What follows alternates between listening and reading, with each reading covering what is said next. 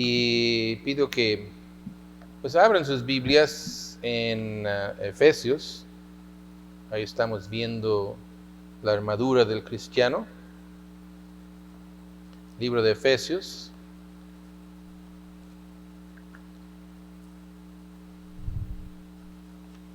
Acomodar las cosas aquí.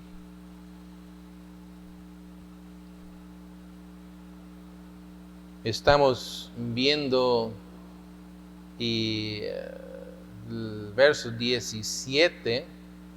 Vamos a orar y después leemos el verso y seguimos. Dios bendice, por favor, este rato que podemos estar aquí.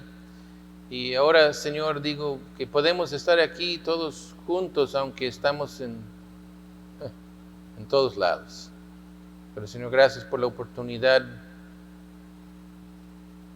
Y, Señor, bendice lo que hacemos. Porque de cualquier manera es el Espíritu Santo suyo, usando la palabra tuya y haciendo su obra en el corazón y mente de gente que no conocemos. Y, Señor, pedimos mucho que obra en gran manera, usando tu palabra, por favor. Ayúdame a predicar en esta noche, ayúdame con el español que hablo correctamente, con palabras en mi mente, en mi boca. En tu nombre se lo pedimos. Amén. Verso 17 otra vez dice, tomando el yelmo de la salvación y la espada del Espíritu, que es la palabra de Dios. Hemos visto ya mucho de eso, el énfasis ha sido que es la espada del Espíritu. Y voy a leer, ya dije al hermano Rafa que iba a mencionar nada más eso, pero es verso 14. Pero el hombre natural no percibe las cosas que son del Espíritu de Dios. Y el hombre natural no entiende, y por lo tanto nosotros tenemos un trabajo. Como si fuera, la Biblia dice en 2 Corintios 5, como si fuera Dios rogándoles al mundo por medio de nosotros, pidiendo que sea o que se reconcilia con Dios. Entonces es nuestro trabajo, pero nuestro trabajo usando la palabra de Dios. Y por eso la semana pasada empezamos, y ahora de nuestro trabajo, pero como dije la semana pasada, y voy a estar recalcando eso mucho, que de cualquier manera, hermanos, es una obra espiritual, y que mi trabajo es algo que como ahorita vamos a ver, que me preparo, estudio y todo eso, y es un trabajo que estoy haciendo yo, pero no puedo estar haciendo ese trabajo solo, porque si es el trabajo mío solo, pues no llegamos a nada, porque yo no puedo entrar en el alma de ninguno. Mis palabras pues entran en la mente suya, pero como la Biblia dice, si es solamente yo, pues el hombre natural no percibe estas cosas. Y entonces, aunque vamos a ver ahora el lado nuestro de la palabra, no podemos olvidar que nosotros obramos o trabajamos junto con el Espíritu, y es más el Espíritu que nosotros. Pero por lo que es y lo que la Biblia dice acerca de prepararnos, ahí vamos a este lado ahorita. Entonces, leí 2 Timoteo 3:16, toda la escritura es inspirada por Dios y útil para enseñar, para redarguir y para corregir, para instruir en justicia. Y mencionamos que nuestra fe o la Biblia, estamos hablando de los 66 libros. Y digo así, 66 libros, porque no incluye, y eso fue la semana pasada, no incluye ningún libro apócrifo. Y porque los libros apócrifos,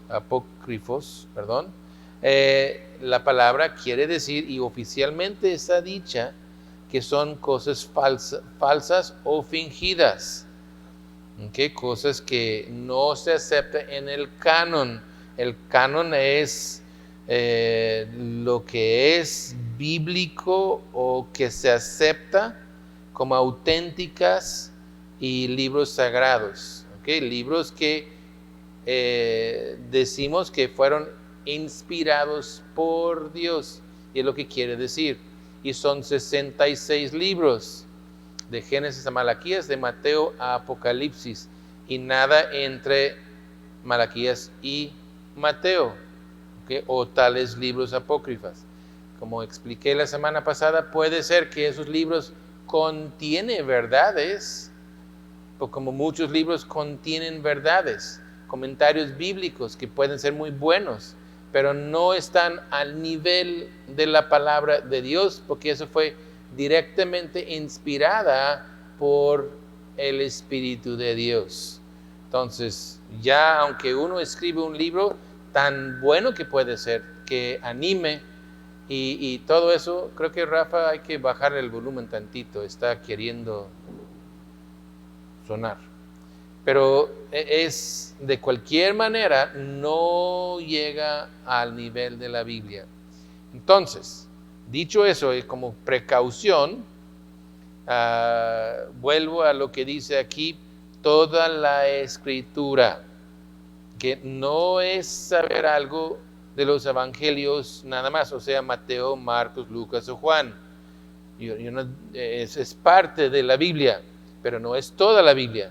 No es simplemente Hechos o Apocalipsis, que a veces nos gusta porque el libro de Hechos habla de lo que hizo el Espíritu Santo, es muy animante, o Apocalipsis porque es el fin del siglo y vemos las cosas emocionantes y hasta asustantes ahí en el libro de Apocalipsis, pero no es solamente Hechos o Apocalipsis, no es solamente el Nuevo Testamento, y si no sabe, es Mateo hasta Apocalipsis, los evangelios, el libro de historia de la iglesia, a Hechos, y Apocalipsis, que es el final, pero es todo lo demás, las epístolas que escribieron a las iglesias y a la gente que se incluye, que es el Nuevo Testamento, pero no solo el Nuevo Testamento tampoco.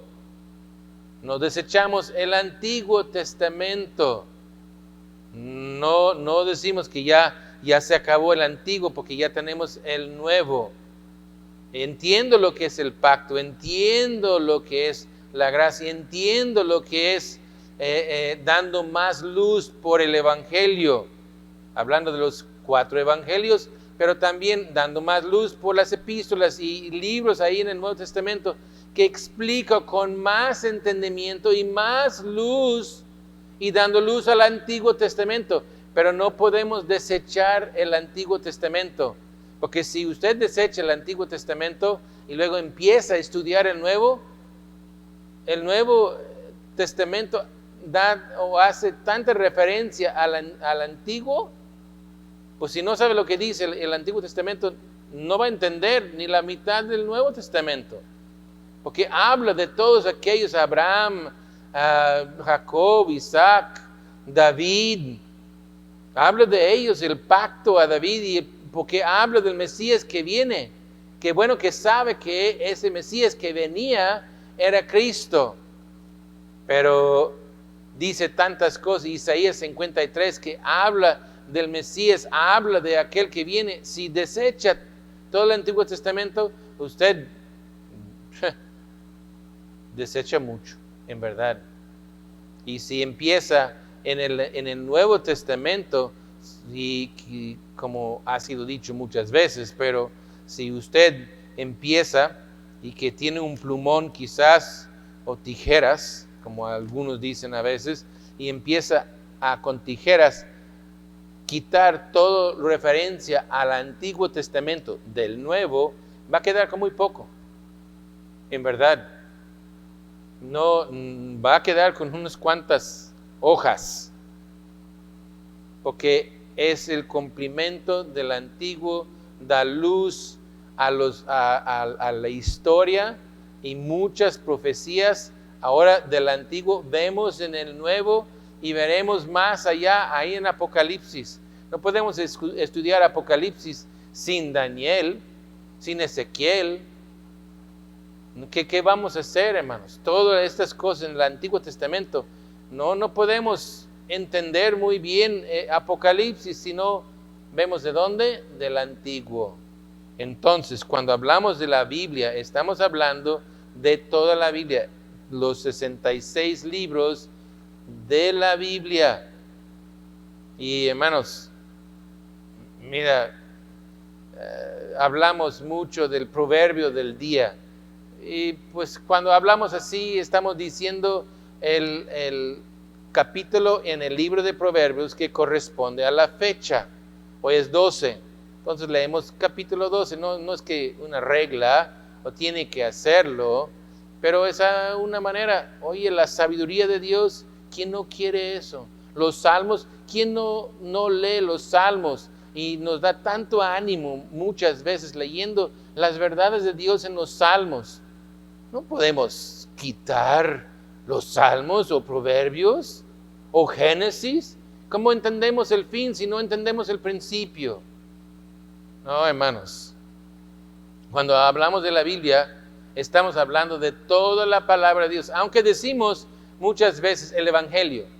Y creo que mencioné eso en la semana pasada, que muchas veces habla de la ley de Dios. Y a veces habla de la ley que es la ley, lo que encontramos a ver en Éxodo, Levítico, Deuteronomio, la ley de Dios, muy dirigido. Pero muchas veces cuando dice la ley de Dios, está hablando del Antiguo Testamento en una forma general, pero dice la ley de Dios, o los profetas. Y a veces hasta diciendo el Evangelio son las buenas nuevas. Hermanos, si hablamos de las buenas nuevas, desde Génesis empieza con las buenas nuevas, porque empieza a hablar de la salvación, empieza a hablar del Redentor que vendrá desde Génesis. Si hablamos de los evangelios, a veces hasta incluye el mensaje que empezó en Génesis. Pero si quiere hablar muy directamente, ¿cuáles son los evangelios? Mateo, Marcos, Lucas y Juan.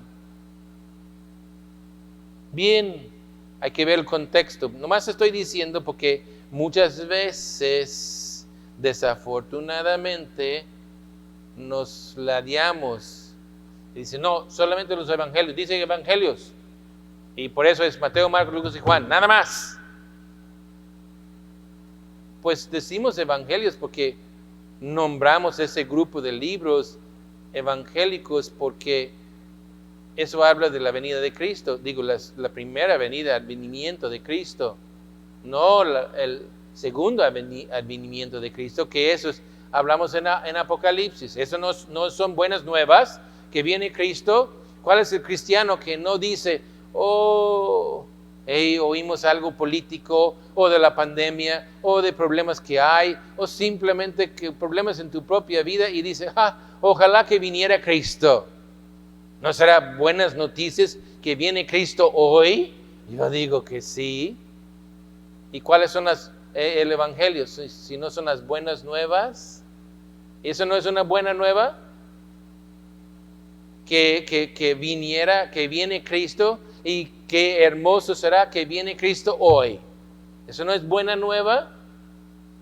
Entonces, tiene que tener cuidado. Yo entiendo el estudio bíblico y tenemos que ser muy precisos, pero si va a ser muy preciso en el estudio, entonces mantenga todo en su contexto y no anda metiendo cosas fuera del contexto. Y ahí es la hermenéutica que debe de usa correctamente la Biblia. Ahí ahorita vamos a ver que es una exhortación. Pero, obviamente, hermanos, si se acuerda cuando hablamos del apresto del Evangelio, que quitamos la ambigüedad del mensaje. ¿Por qué? Porque el hombre natural no percibe las cosas. ¿Se acuerda en las predicaciones de Cristo que usaba muchas parábolas? Y usó parábolas y a veces dicen, pues se confunde la gente, pero Cristo usó muchos ejemplos del mar, del campo, de la luna, el sol, y usó ejemplos que la gente puede entender para explicar ideas espirituales. Pero pueden entender una tormenta en el mar, pueden entender del campo y alguien sembrando, pueden entender estas cosas y por eso usó estas cosas. Y por lo tanto nosotros también. Es para quitar lo ambiguo, quitar lo difícil, tratar de hacer la gente entender. Si algunos han oído del famoso predicador unos siglos más atrás, pero de Spurgeon, y dice lo que tenía él, la habilidad que tenía, explicaba cosas muy, muy profundas, muy sublimes, dependiendo de cómo quiere aplicar la idea, pero lo explicó en una forma muy sencillamente. Hasta dicen que si va a hablar en público y al pueblo en general, dice que debe de hablar en una forma más o menos en el nivel del 6º año de la primaria. Pues la gente grande no puede entender más. Pues hay algunos que no estudiaron mucho escuela. Y si es que usted ya tiene su doctorado en quién sabe qué, pues cosas que no entiende de cualquier manera, aunque tiene su doctorado en alguna cosa. Pero si yo le voy a explicar una cosa nueva, o si usted me va a explicar de su doctorado, usted tiene que bajarle mucho, porque yo no tengo el doctorado. Hermano Miguel ha venido y habla de la astrofísica. Si va a hablar de la astrofísica y luego empieza con su tesis de su doctorado, ¿para qué? Yo no voy a entender. ¿Qué tiene que hacer? Bajarlo a nivel mío. Ay, qué humillante para él. Pues a lo mejor, pero si quiere que entienda yo, tiene que bajarle. Y aunque usted tiene su doctorado en alguna cosa, si no sabe nada de la Biblia, ¿dónde empiezo? Pues donde tenemos que empezar, con lo sencillo. Entonces, por eso dicen, un discurso en público, en lugar de usar esas palabras muy grandes que el licenciado nada más entiende, la gente se queda en blanco. Si el gobernador o el presidente habla en ese sentido a la gente no va a entender. Si le acusa de hablar en una forma muy, muy simple, pero si todos le entienden, eso es lo que necesita hacer. Que todo su pueblo entiende lo que está diciendo. Eso es lo importante. Y es lo que nosotros tenemos que hacer también con la palabra. En 2 de Pedro, capítulo 1, verso 12, dice, por esto, yo no dejaré de recordaros siempre estas cosas, aunque vosotros las sepáis y estáis confirmados en la verdad presente. Pues tengo por justo, en tanto que estoy en este cuerpo, el despertaros con amonestaciones, sabiendo que en breve debo de abandonar el cuerpo, como nuestro Señor Jesucristo me ha declarado. También lo procuraré con diligencia, que después de mi partida vosotros podéis en todo momento tener memoria de estas cosas, porque no os hemos dado a conocer el poder y la venida de nuestro Señor Jesucristo, siguiendo fábulas artificiosas,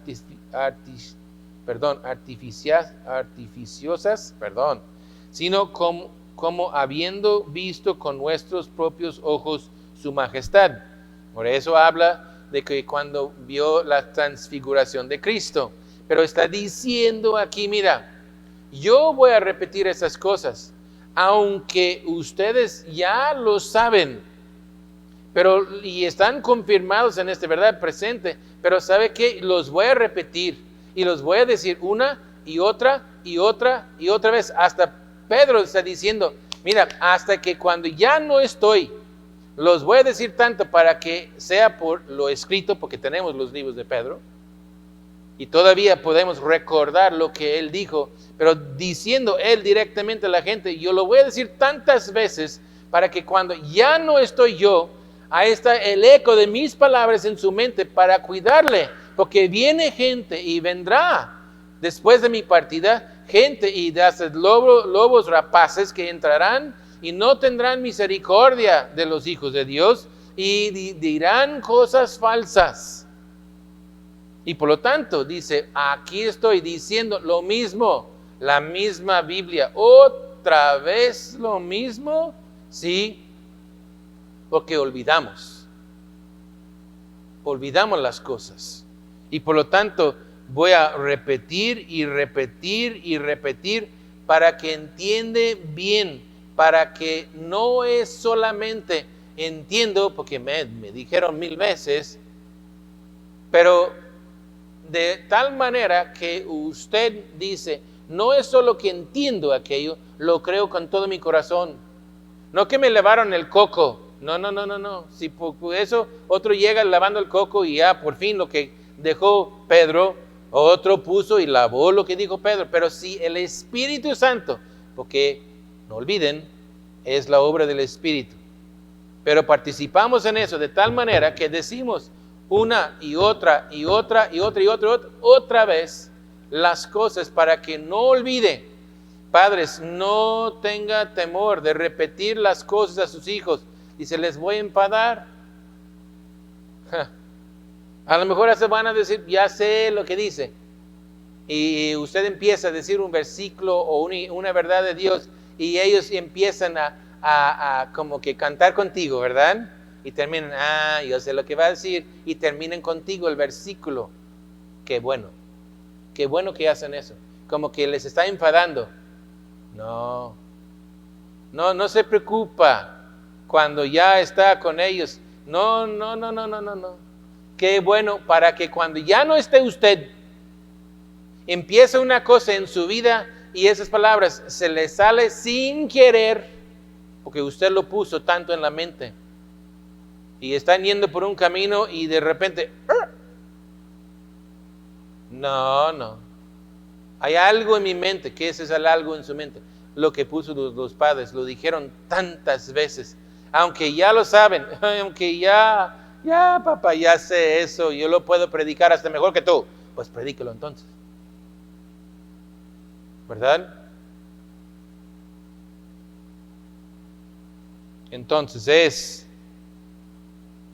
es que la gente entiende para que, en primer lugar, para que puedan creer y firmes en su fe.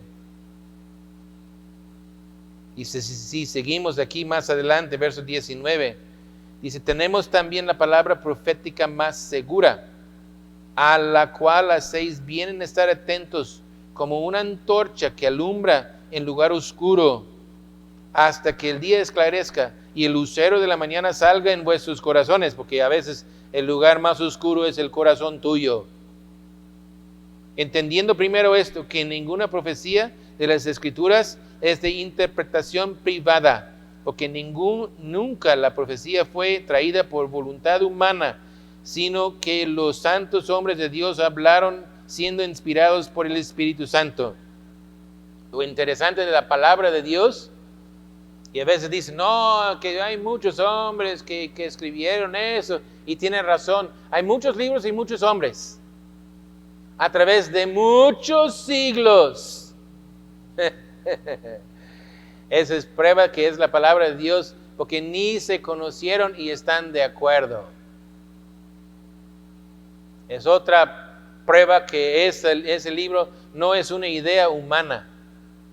Porque, mira, ¿cuántos libros hay? Y uno contradice el otro. Y aquí hay 66 libros y no se contradice entre sí. Autores distintos de diferentes épocas y lugares y países. Muchos judíos, de acuerdo, pero muchas veces escritos por otro lado. Y muchos de muchos tiempos y siglos muy separados. Y concuerda. Pero la profecía no fue traída, dice aquí, entiende muy bien esto, que ninguna profecía de la Escritura es de interpretación privada. Por eso decimos, pues bien, me da tu opinión de lo que dice, pero no es que no te oigo, y a lo mejor la idea tuya en verdad es bíblica, no lo sé, pero cuando uno aquí dice una cosa y otra, y otra, y otra, y otra cosa distinta por la misma cita, digo, ¿sabes qué? Estás mal. La Biblia no se abre para esa interpretación privada. No haga eso.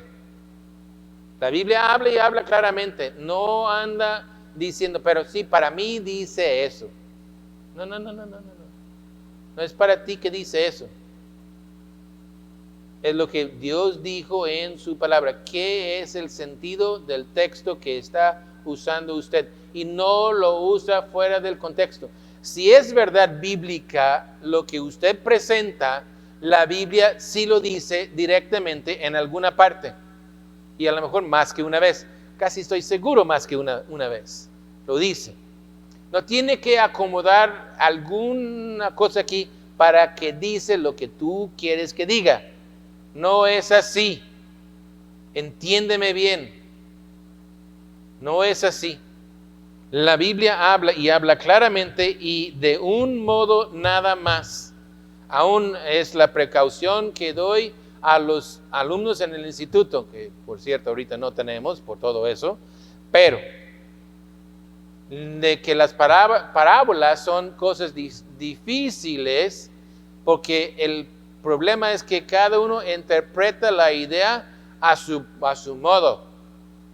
Pero aún las parábolas, no, Cristo dijo la parábola con un enfoque nada más. Y no es justo que nosotros agarramos tal parábola y damos otro enfoque. Usted está interpretando la Biblia en una forma privada. Y usted está mal. No haga eso. Ve por qué razón dio la parábola tal a la gente de Cristo. Busca esa razón y no salga de ahí. Si usted quiere decir otra cosa que es verdad de Dios, vaya a otra cita. No usa aquello. Ten mucho cuidado con eso.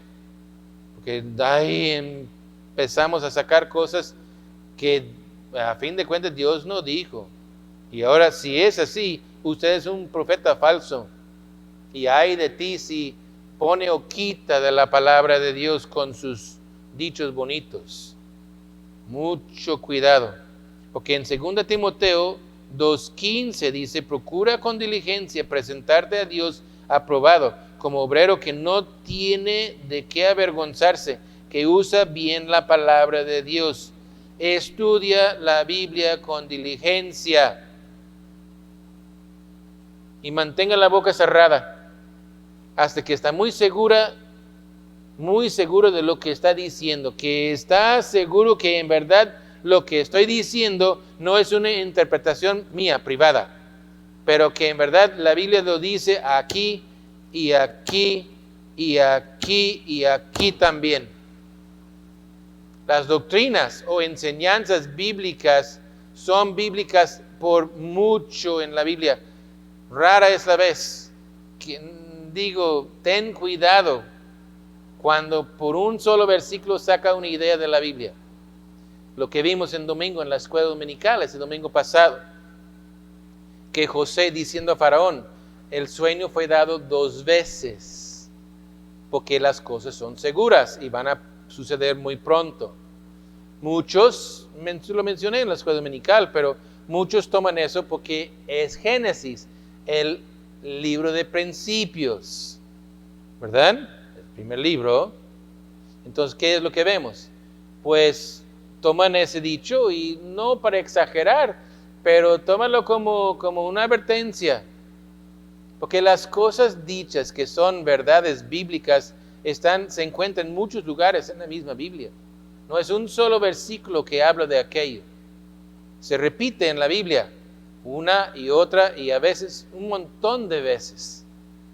Si usted empieza a estudiar doctrinas bíblicas, verá que no es un versículo, a veces son cientos de versículos que habla del mismo tema. Y si entramos en detalle en estas cosas, los versículos que se puede presentar son muchísimas. Los argumentos no permiten salir de esa verdad. No, es que es demasiado fuerte la enseñanza bíblica. Entonces, y para que si puedo hacer eso, ya estoy muy seguro de lo que estoy enseñando. Y con confianza hago eso, ni hay vergüenza para mí delante de ustedes, y ni tampoco delante de Dios, que voy a tener que dar cuenta de lo que he dicho. Y más todavía porque soy maestro, como la Biblia habla. Y como dice, hay de ustedes que no sean muchos maestros entre ustedes, porque para los maestros hay la mayor condenación, no mayor bendición, mayor condenación, porque abrieron la boca diciendo, Dios dice. Y cuidado cuando dice Dios dice. Asegura que en verdad Dios dijo aquello. Segunda de Pedro 1:10. Por lo cual, hermanos, tanto más procurad hacer firme vuestra vocación y elección, porque haciendo estas cosas no caeréis jamás. Sí, afirma muy bien su llamamiento y la elección, entiende lo que son, para que no tenga vergüenza, para que no caigas. Y bueno, 1 de Pedro 2, 1 y 3, voy rápido por el tiempo. Dice, desechando pues toda malicia, todo engaño, hipocresía, envidias y todas las detracciones, desead como niños recién nacidos la leche espiritual no adulterada, para que por ella crezcáis para salvación, si es que habéis gustado la benignidad del Señor. Mira, dice aquí en el principio, desechando pues toda malicia, todo engaño, hipocresía, envidias. Y voy a pararme ahí en esa palabra envidias, porque muchas veces, hermanos, hacemos cosas por motivos muy incorrectas y envidias es una de estas cosas. Acuérdase, hermanos, aún Pilato, Herodes, dieron cuenta que en el juicio con Cristo, condenando a Cristo, dice, la Biblia dice, pues supieron que por envidia estaban entregando a Cristo. Y muchas de las cosas hechas en la iglesia o en lo eclesiástico me quedo y digo y hice y es por envidia. No es por ninguna otra cosa más que envidia. No se diga de engaño, de hipocresías y malicia. Pero hermanos, ten cuidado, ve los motivos del corazón suyo, manténgase puro en lo que hace con la palabra. Como dice, esa leche espiritual no adulterada, no mezclada, no con la idea bíblica mezclado con filosofías humanas. Ese es un error. Hay que tener mucho cuidado con eso, hermanos, porque empezamos con algún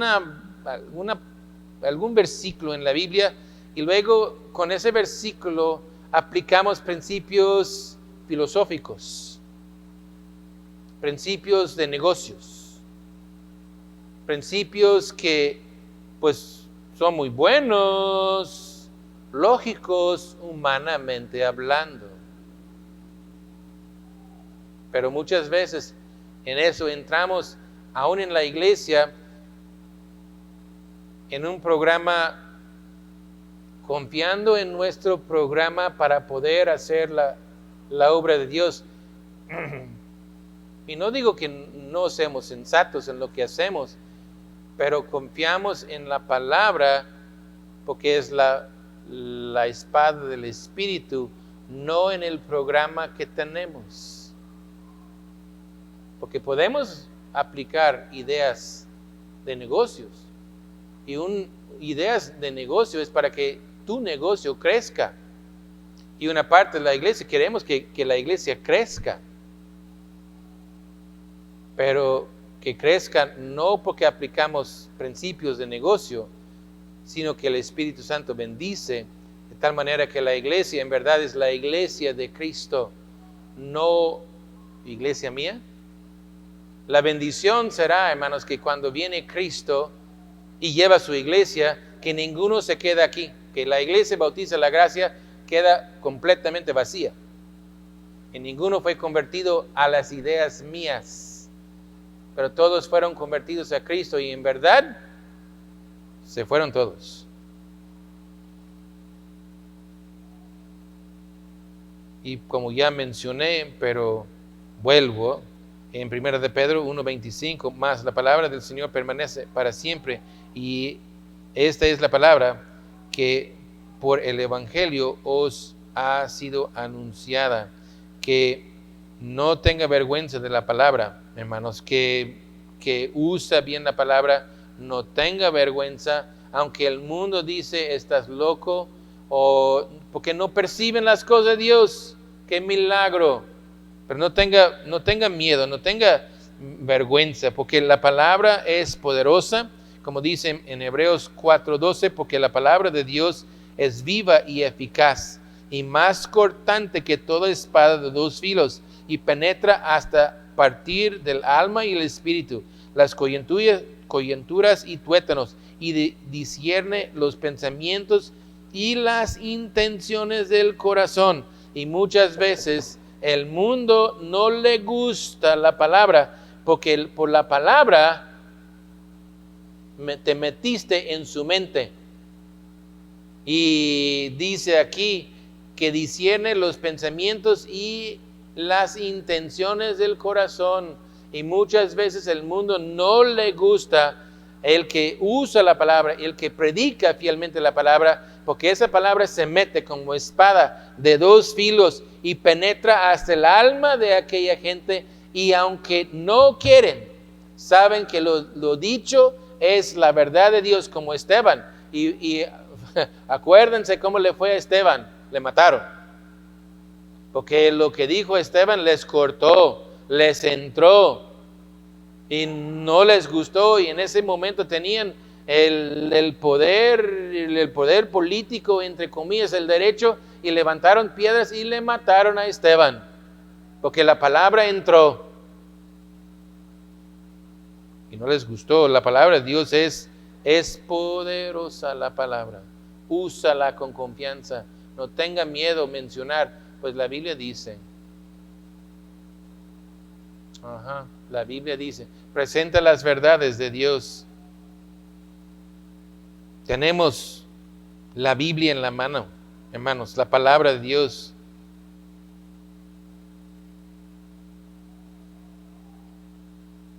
Tenemos esta palabra maravillosa en nuestra mano.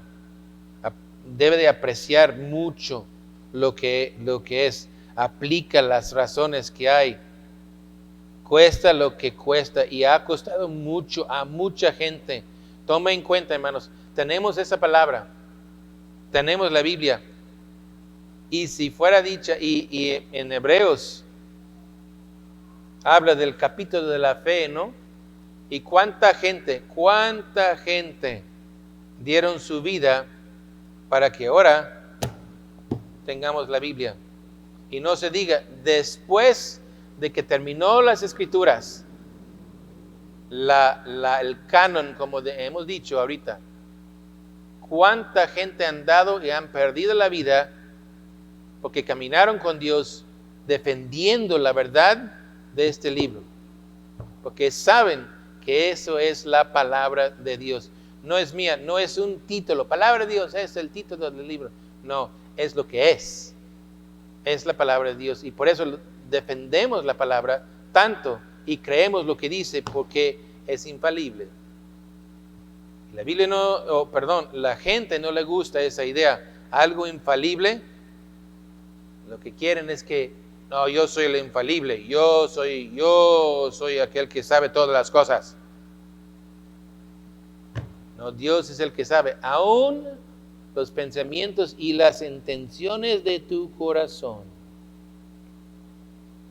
Y con el uso correcto de la palabra, penetra esa espada del Espíritu hasta el alma de la gente, y nuestra petición siempre es que sean convertidos a Cristo.